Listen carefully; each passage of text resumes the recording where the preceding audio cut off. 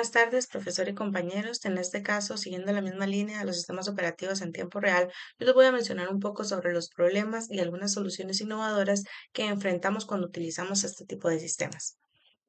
A modo de motivación, se puede decir que muchos sistemas críticos requieren que las tareas se completen dentro de plazos estrictos para evitar fallas graves. Muchas dependencias también están involucradas vidas humanas. Entonces, estos sistemas operativos en tiempo real van a garantizar que estas restricciones temporales se cumplan de forma predecible y segura. Algo que los sistemas tradicionales pues no pueden asegurar, motivando así la investigación y nuevas soluciones para mejorar esa confiabilidad. A modo de agenda, les voy a brindar una breve introducción al tema, cómo se hace el manejo de las tareas periódicas y aperiódicas, cuáles son algunos algoritmos de calendarización, algunos protocolos justamente para cuando hay problemas de conflictos de uso de recursos y una breve introducción, conclusión sobre este tema que les vengo a exponer hoy. Con respecto a pues, la introducción al tema, se puede decir justamente lo que estábamos mencionando anteriormente de los sistemas operativos en tiempo real que deben cumplir plazos estrictos para evitar fallas graves, degradación del rendimiento. Muchos sistemas actuales se diseñan con técnicas específicas y poco estructuradas. Por esto es necesario desarrollar métodos y mecanismos que aseguren y verifiquen el cumplimiento de esas restricciones temporales en todas o la mayor cantidad de posibles las condiciones. A modo de manejo de tareas periódicas, se puede decir que, por dicha, muchas actividades periódicas constituyen la mayor cantidad, la carga computacional en sistemas de control de tiempo real. Podemos estar hablando de regulación de actuadores, adquisición de señales y procesamiento de datos sensoriales. Existe una infinita secuencia de instancias o trabajos para las tareas periódicas. Tenemos ya definidos el request time, el deadline y el periodo, como menciono, para las tareas periódicas. Ahora bien, tenemos un algoritmo justamente para tratar tareas periódicas, por ejemplo, en este caso, el timeline scheduling, que se conoce también como ejecutivo cíclico. Este va a dividir el tiempo en ciclos menores iguales. Como podemos ver en la imagen de la derecha, el ejemplo del timeline scheduling, vamos a tener el major cycle y el minor cycle. Un temporizador va a activar las tareas al inicio de cada ciclo. La planificación se va a repetir a cada ciclo mayor. ¿Cómo determinamos esto? El mínimo común múltiplo de los periodos. Este va a ser nuestro major cycle. La duración del intervalo va a ser el ciclo menor, que también está resaltado en la imagen, como la línea pues naranja. Garantizar a priori la planificación viable, entonces nosotros debemos conocer esos tiempos de ejecución en el peor de los casos de las tareas que tenemos en el sistema relacionado al timeline scheduling. Como parte de las aplicaciones que se pueden tomar para el timeline scheduling, podemos hablar de control de aviación, brazos robóticos, radares, ya sea para, eh, no sé, desarrollo bélico y demás. Como ventajas y desventajas tenemos para el timeline scheduling como una ventaja, pues la fácil implementación. Vamos a tener un bajo overhead porque no hay cambios de contexto. Tenemos la ausencia de jitter porque la variación en el tiempo inicial y el tiempo de respuesta, pues es mínimo. Como parte de los problemas, si tenemos una fragilidad ante sobrecargas, el no cumplir un deadline afecta pues el calendario, sensibilidad a cambios. Justamente si entra pues una nueva tarea hay que reconstruir todo el plan. Entonces, justamente por esto deriva un difícil manejo eficiente de las tareas aperiódicas sin alterar la secuencia fija que ya se tiene pues en el algoritmo. Esos problemas pueden mitigarse utilizando algoritmos de planificación basados en prioridades. ¿Y cuáles serían estos? Pues podemos mencionar, por ejemplo, el rate monotonic. Esta ecuación que podemos ver acá es justamente la utilización del CPU. ¿Cómo definimos esto? Pues esto va a ser la suma de todas las tareas periódicas. Vamos a tener el computation time dividido entre el periodo de cada tarea, y esto va a ser menor o igual a una cifra aproximada que vamos a ver que es el factor de utilización del CPU. Entonces, el rate monotonic lo que va a hacer es asignar la prioridad según el inverso de la frecuencia de activación. Esto es referente al periodo de cada una de las tareas. El periodo suele mantenerse constante, es decir, hay una asignación estática y puede ser expropiativo o no expropiativo. Entonces, básicamente acá tenemos que un conjunto de tareas periódicas es planificable si, solo si, la utilización del el CPU va a ser la suma de este computation time entre el periodo y esa cifra igual o menor a la cifra aproximada que les mencioné anteriormente, y esto va a ser un 69%.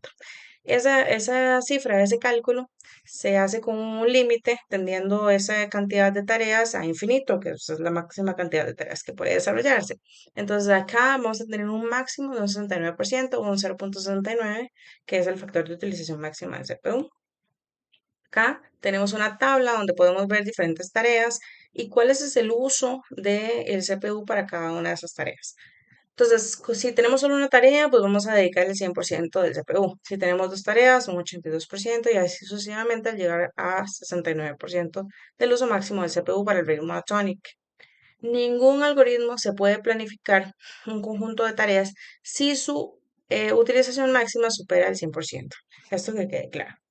Ahora bien, otro de los algoritmos que tenemos es el Earliest Deadline First o EDF. Este es típicamente expropiativo. La prioridad de una tarea es inversamente proporcional a su fecha límite o a su deadline absoluto. La asignación dinámica de prioridades, perdón, permite que el EDF utilice todo el procesador. Vamos a tener entonces la comparación entre EDF y el Rate Monotonic, que justamente pues genera menos cambios de contexto, eso sí, el Rate Monotonic, pero, perdón, el Earliest Deadline First, y reduce así el overhead en tiempo de ejecución. Sin embargo, el Rate Monotonic es más fácil de implementar sobre un kernel de prioridad fija y es más predecible en situaciones de sobrecarga, ya que las tareas de mayor prioridad tienen menos probabilidades de perder sus fechas límites. Esto lo vamos a ver más adelante en un ejemplo. Acá tenemos el ejemplo del Earliest Deadline First, o el EDF, que vamos a tener tres tareas. La primera tarea tenemos un computation time de 1, en la tarea 2 de 2 unidades para el computation time y en la tarea 3 de 6 unidades de tiempo. La P sub i que aparece acá, pues esto va a ser el periodo de cada una de las tareas, sus deadlines. Entonces acá vamos a tener el ejemplo. Ok, las tres tareas comienzan acá. Computation time para la tarea 1 que va a tener la mayor prioridad porque estamos hablando de earliest deadline first, justamente porque su deadline es el primero que aparece acá. Entonces, en este caso vamos a ejecutar primero la tarea 1, luego, seguido de esto, ¿cuál es el deadline que aparece siguiente? Es la tarea 2, la verde. Entonces acá vamos a ejecutar la tarea 2 con 2 unidades de tiempo. Posterior a ese, ¿cuál es la siguiente tarea que aparece acá como su deadline? Que sería la tarea 1, pero como aún no ha llegado, no vamos a ejecutarla, entonces ese espacio del CPU se lo podemos dedicar a la tarea 3, que también venía acá en cola. Entonces ejecutamos dos tareas, dos unidades de tiempo, devolvemos la prioridad a la tarea 1, se ejecuta, ya no hay nadie a quien ejecutar, ejecutamos la tarea 3, ¿verdad? Porque tenemos 6 unidades de tiempo que tenemos que cumplir y al momento de este deadline y de este de acá, solo hemos cumplido con estos tiempos, faltarían dos. Pero entonces ahorita nos volvemos a topar el deadline de la tarea 2, volvemos a ejecutar sus dos unidades para el computation time, volvemos a preguntar quién tiene la prioridad, resulta que la tarea 1 tiene prioridad, entonces acá lo ejecutamos. Luego acá no tenemos nada que ejecutar, no hay un deadline siguiente, por lo tanto volvemos a destinar el recurso compartido a la tarea 3. Terminamos de ejecutar la tarea 3 con sus 6 unidades para cumplir su computation time y así sucesivamente. Esto, como les dije anteriormente, va a basarse en el earliest deadline first, el primer deadline que se tope. Y así vamos a asignar la prioridad para cada una de las tareas. Este es un protocolo de EDF. Ahora bien, ¿qué pasa con aquellas tareas cuyos deadlines son inferiores a su periodo?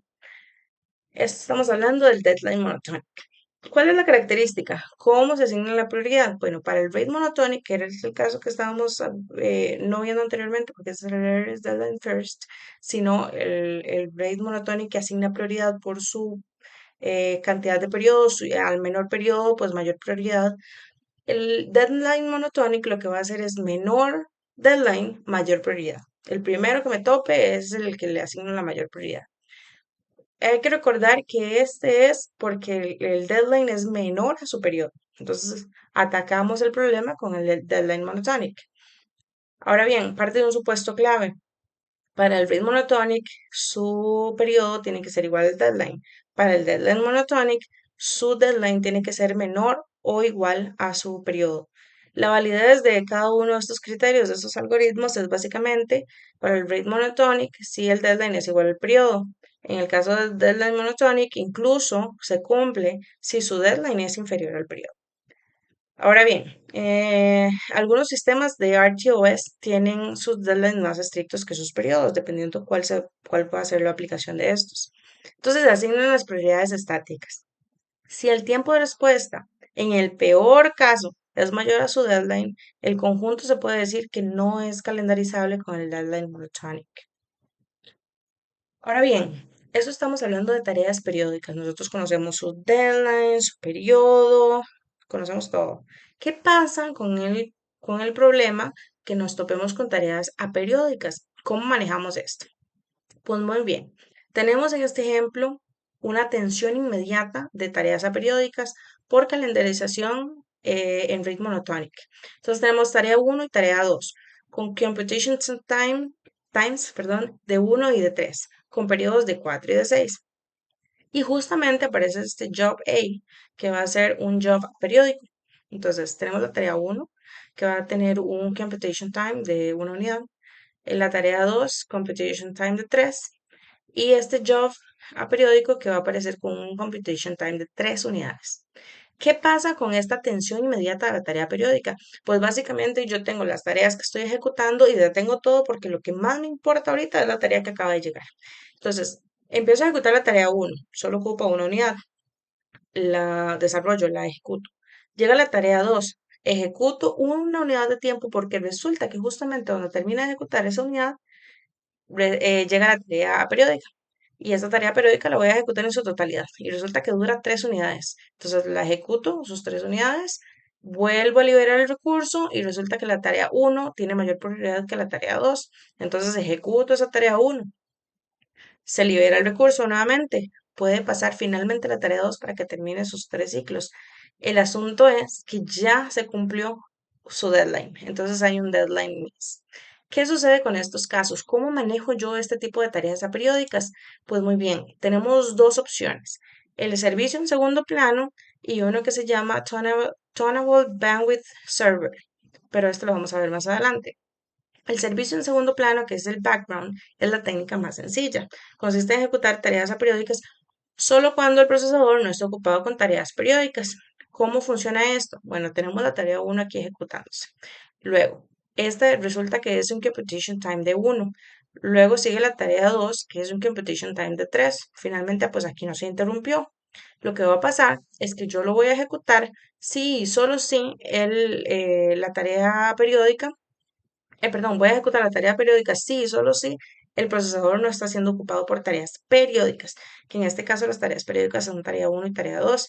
Entonces, finalmente, tenemos que ejecuto la tarea 1, ejecuto la tarea 2 sin interrumpirlas, ejecuto la tarea 1 porque vuelve a tomar la posesión del recurso por su periodo y resulta que acá en este espacio del 5 al 6 realmente no estoy utilizando el recurso en mis tareas periódicas. Entonces, ese espacio se lo puedo designar a la tarea periódica. Entonces, en Job A puedo agarrar ese recurso, del 5 al 6. Finalmente, ¿quién sigue en orden de prioridad? La tarea 2 porque viene ya nuevamente ejecutándose, resulta que tiene, recordemos, las 3 unidades para su computation time, puede ejecutar solamente 2 antes de que el recurso pase nuevamente a la tarea 1, vuelve a liberar el recurso, ¿quién tiene mayor prioridad? La tarea 2 se ejecuta y aquí nuevamente cuando ya no estoy haciendo uso del procesador, del recurso compartido, entonces ya puedo devolverle el recurso a la tarea aperiódica para que termine su computation time, que sería de 3 unidades. Esto es bajo el servicio en segundo plano, calendarización por rate monotonic. El que les estaba mencionando anteriormente como otra de las opciones para resolver este problema de las tareas aperiódicas y que no sea de resolución inmediata es el Tunable Bandwidth Server. Ese es el uso del servidor óptimo. Lo que va a pasar es que yo voy a mover esas tareas periódicas a conveniencia. Entonces asigna a ese tarea aperiódica un deadline más temprano posible, permitiendo así que el calendario EDF sea factible. Recordemos que el Job A anteriormente el deadline era de 7, ahora es de 5. Entonces, perdón, antes era de 5, ahora es de 7, como lo podemos ver acá donde finaliza.